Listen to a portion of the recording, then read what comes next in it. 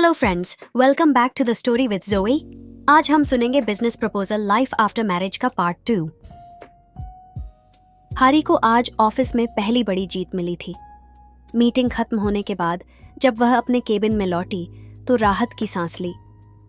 शायद अब चीजें आसान हो जाएंगी, उसने खुद से कहा। लेकिन वह यह नहीं जानती थी कि यह बस शुरुआत थी। मीटिंग रूम से बाहर निकलते ही ह्योजिन के चेहरे पर नाराजगी साफ झलक रही थी। वह तेजी से अपनी डेस्क की तरफ बढ़ी और अपनी असिस्टेंट मिंजी को बुलाया। मैं हारी को इतनी आसानी से जीतने नहीं दूंगी। अगर वह सोचती है कि वह सिर्फ अपने टैलेंट के दम पर यहाँ टिकी रह सकती है तो उसे बड़ा झटका देने का वक्त आ गया है, ह्योजिन ने दांत भींचते हुए कहा। मिंजी ने सर हिलाया। तो आपकी अगली चाल क्या होगी, हेयो? जिनके चेहरे पर एक शातिर मुस्कान आई। हमें उसकी परफॉर्मेंस खराब दिखानी होगी। दफ्तर से घर लौटने के बाद हारी ने सीधे अपने जूते उतारे और सोफे पर ढेर हो गई। इतना थकाने वाला दिन। तेमू ने हल्की हंसी दी और उसके पास आकर बैठा। तुमने आज बहुत अच्छा किया, उसने हारी के बालों को हल्के से सहलाते हुए कहा। हारी ने आंखें बंद करते हुए कहा, क्या तुम सच में यह सब इसलिए कर रहे हो क्योंकि तुम मुझसे प्यार करते हो, या फिर यह बस तुम्हारी बिजनेस स्ट्रेटजी का हिस्सा है? तेमू ने चौंक कर उसकी तरफ देखा। तुम्हें क्या लगता है? हारी ने धीरे से मुस्कुराया और कहा, मुझे पता है कि तुम हमेशा मेरे साथ हो, लेकिन मैं नहीं चाहती कि लोग यह समझें कि मैं तुम्हारी वजह से यहां हूं। मुझे अपनी काबिलियत खुद साबित करनी है। तेमू ने उसके हाथ को थामते हुए कहा, और मुझे कोई संदेह नहीं कि तुम कर सकोगी, लेकिन इसका मतलब यह नहीं कि मैं तुम्हारी मदद नहीं कर सकता। हम एक टीम हैं, हारी। हारी हल्का सा मुस्कुराई और उसके कंधे पर सिर रख दिया। मुझे तुम पर भरोसा है तेमू। अगली सुबह, एक बड़ा झटका सुबह, जब हारी ऑफिस पहुंची तो उसे महसूस हुआ कि लोग उसे अजीब तरीके से देख रहे हैं। कुछ लोग फुसफुसा रहे थे तो कुछ उसकी तरफ सहानुभूति भरी नजरों से देख रहे थे। हारी ने अपने केबिन में पहुंचकर अपनी असिस्टेंट को बुलाया। क्या चल रहा है? लोग इस तरह क्यों देख रहे हैं? असिस्टेंट ने घबराते हुए कहा, शायद आपको मेल देखनी चाहिए। हारी ने तुरंत अपना लैपटॉप खोला और ईमेल चेक करने लगी। उसके चेहरे से रंग उड़ गया। हारी ने अपने प्रोजेक्ट में कंपनी के गोपनीय डेटा का गलत इस्तेमाल किया। एक अनजान अकाउंट से पूरी कंपनी को यह मेल भेजा गया था।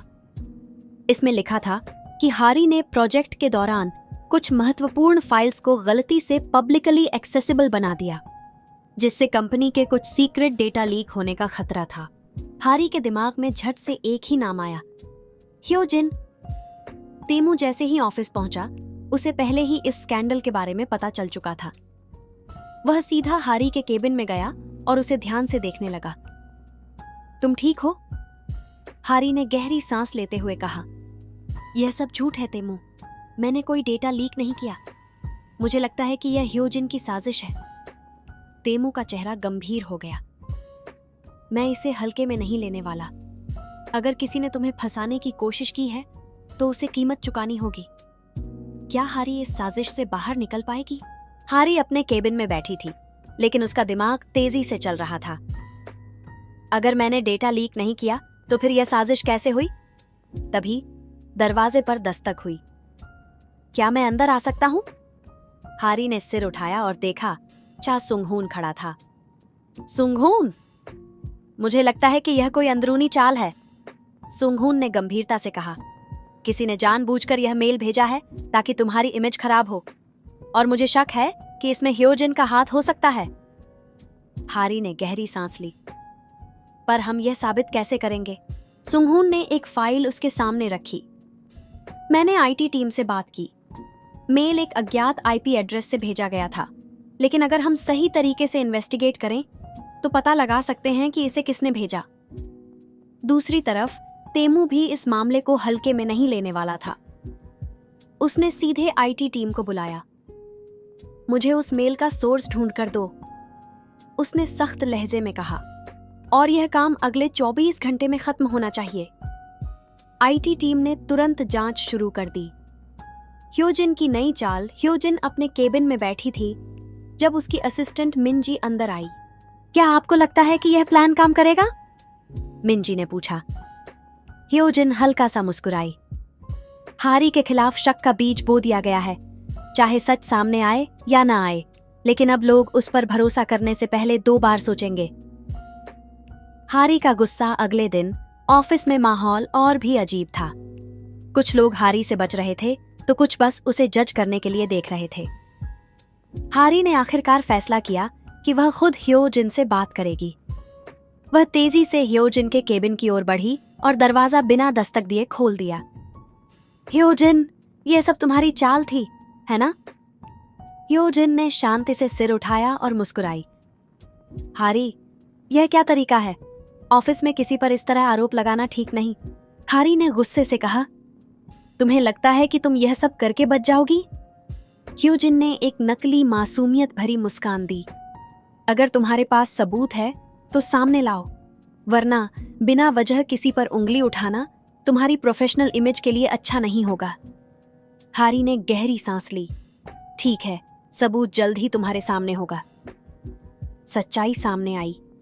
शाम होते ही आईटी टीम ने तेमू को रिपोर्ट सौंपी। हमने उस मेल का ओरिजिन ट्रैक कर लिया है। यह मेल कंपनी के एक इंटरनल सर्वर से भेजा गया था। किसका अकाउंट इस्तेमाल किया गया? तेमू ने पूछा। यह ईमेल ह्योजिन के डिवाइस से भेजा गया था। तेमू की आंखों में गुस्सा साफ झलक रहा था। उसने तुरंत सिक्योरिटी को बुलाया और कहा, ह्योजिन को मेरे केबिन में बुलाओ, अभी। कुछ ही मिनटों में ह्योजिन तेमू के केबिन में खड़ी थी। उसे अंदाजा हो गया था कि मामला उसके खिलाफ जा चुका है। क्या तुम्हें लगता था कि मैं सच्चाई तक नहीं पहुंचूंगा? तेमू ने सख्त लहजे में पूछा। ह्योजिन ने कुछ कहने की कोशिश की, लेकिन तेमू ने उसके सामने वह रिपोर्ट रख दी जिसमें साफ लिखा था कि मेल उसी के अकाउंट से भेजा गया था। अब बोलो, क्या तुम अभी भी झूठ बोलोगी? ह्योजिन को समझ नहीं आ रहा था कि वह क्या कहे। तुम्हारी इस हरकत के लिए तुम्हें कंपनी से निकाला जा सकता है, तेमू ने कहा। ह्योजिन ने घबराते हुए कहा, सीईओ श्री, यह एक गलत फहमी थी। मैंने बस क्या? हारी अब खुद बोल पड़ी। तुमने मेरी इमेज खराब करने की कोशिश की। तुम चाहती थी कि लोग मुझे एक धोखेबाज समझें, लेकिन तुम हार गई, ह्योजिन। ह्योजिन ने गुस्से से होंठ भींचे, लेकिन अब उसके पास कोई रास्ता नहीं था। तुम्हें इस कंपनी से निकालने के लिए मेरे पास पूरी वजह है, तेमू ने कहा। लेकिन मैं तुम्हें एक मौका दे रहा हूं। अपने आप इस्तीफा दो, वरना सिक्योरिटी तुम्हें बाहर निकाल देगी। ह्योजिन ने खुद को संभालने की कोशिश की, लेकिन अब सब खत्म हो चुका था। हारी की जीत। ह्योजिन के जाते ही हारी ने राहत की सांस ली। मुझे नहीं पता था कि ऑफिस लाइफ इतनी मुश्किल हो सकती है, उसने थकान से कहा। तेमू मुस्कुराया और उसके कंधे पर हाथ रखा। पर तुमने खुद को साबित कर दिया, हारी। अब कोई भी यह नहीं कह सकता कि तुम यहां सिर्फ मेरी पत्नी की वजह से हो। हारी ने हल्की मुस्कान दी। तुमने सच में मेरा साथ दिया, तेमू? तेमू ने उसके चेहरे को हल्के से छूते हुए कहा, हमेशा। क्या अब सब ठीक होगा? ह्योजिन की साजिश खत्म हो चुकी थी और अब हारी ऑफिस में अपनी पहचान बना चुकी थी। लेकिन क्या अब सब कुछ नॉर्मल हो गया था? बिल्कुल नहीं। अब तेमू और हारी की शादीशुदा जिंदगी में नए चैलेंज आने वाले थे, कभी रोमांटिक, कभी मजेदार और कभी सरप्राइज से भरे हुए। एक नए मेहमान की एंट्री। सुबह सुबह हारी और तेमू अपने घर में ब्रेकफास्ट कर रहे थे। हारी ने अभी अभी टोस्ट लिया ही था कि अचानक डोरबेल बजी। इतनी सुबह कौन आ सकता है? हारी ने हैरानी से कहा। तेमू ने अखबार से नजरें हटाई और दरवाजा खोलने चला गया। जैसे ही उसने दरवाजा खोला, सामने कंग दादाजी खड़े थे, अपने सूटकेस के साथ। दादाजी? तेमू चौंक गया। आप यहां इतनी सुबह? दादाजी मुस्कुराए। मैंने सोचा अब वक्त आ गया है कि मैं अपने पोते और बहू के साथ कुछ समय बिताऊं। हारी का टोस्ट गले में ही अटक गया। क्या? मैं कुछ दिनों के लिए यहां रुकूंगा, दादाजी अंदर आते हुए बोले। मुझे देखना है कि तुम दोनों शादी के बाद कैसे रह रहे हो। हारी की टेंशन। जैसे ही दादाजी अंदर आए, हारी की टेंशन बढ़ गई। उसने तेमू की तरफ फुसफुसाते हुए कहा, क्या वह हमारे साथ रहेंगे और तुमने मुझे पहले क्यों नहीं बताया? तेमू ने भी धीरे से जवाब दिया, मुझे खुद नहीं पता था। हारी ने गहरी सांस ली। अब हमें बहुत ध्यान रखना होगा, वरना अगर उन्हें कोई गलती दिखी तो वह मुझे घर भेज देंगे। तेमू ने हल्का हंसते हुए कहा, घर नहीं बल्कि सीधा गांव भेज देंगे। पहली मुश्किल, सुबह की चाय। दादाजी ने बैठते ही कहा, हारी बहू, मुझे अपनी स्पेशल चाय बनाकर पिलाओ। हारी को झटका लगा। स्पेशल चाय? पर मैं तो चाय बहुत कम बनाती हूँ। तेमू ने मजे लेते हुए कहा, ओह हाँ, हारी को चाय बनानी नहीं आती। दादाजी ने तुरंत भौहें चढ़ा ली। क्या, शादी के बाद भी बहू को चाय बनानी नहीं आती? हारी ने जल्दी से मुस्कुराने की कोशिश की। हाँ हाँ हाँ, आती है, मैं अभी बनाकर लाती हूँ। तेमू ने हंसते हुए कहा, अब तो देखना पड़ेगा कि यह चाय में चीनी डालेगी या नमक। हारी ने गुस्से से उसे घूरा और किचन में भागी। दूसरी मुश्किल, तेमू की आदतें। शाम को जब हारी और तेमू अपने कमरे में थे, तभी दादाजी ने आकर कहा, मैं देखना चाहता हूं कि तुम दोनों सही में एक अच्छे पति पत्नी की तरह रह रहे हो या नहीं। इसलिए मैं तुम्हारे कमरे में कुछ दिन रहूंगा। क्या? हारी और तेमू दोनों ने एक साथ चिल्लाया। हाँ, ताकि मुझे पता चले कि तुम दोनों ठीक से रह रहे हो या नहीं। अब तेमू की आदतें मुश्किल बन सकती थीं। हारी ने तुरंत फुसफुसाकर कहा, तुम्हें अपनी सारी बुरी आदतें छोड़नी होंगी, वरना दादाजी को शक हो जाएगा। तेमू ने आंखें घुमाई। मैं कौन सी बुरी आदतें करता हूं? हारी ने उंगलियां गिनते हुए कहा, रात को बहुत तेज खर्राटे लेते हो, सुबह देर तक सोते हो और बिस्तर पर गीले तौलिए फेंकते हो। तेमू ने मुंह बनाया। इतनी छोटी छोटी बातें? दादाजी के सामने ये छोटी बातें बहुत बड़ी हो सकती हैं। तीसरी मुश्किल, दादाजी की शादी की सलाह। अगले दिन दादाजी ने दोनों को अपने सामने बिठाया और गंभीरता से कहा, शादी में खुश रहने के लिए 3 चीजें जरूरी होती हैं, समझदारी, सम्मान और।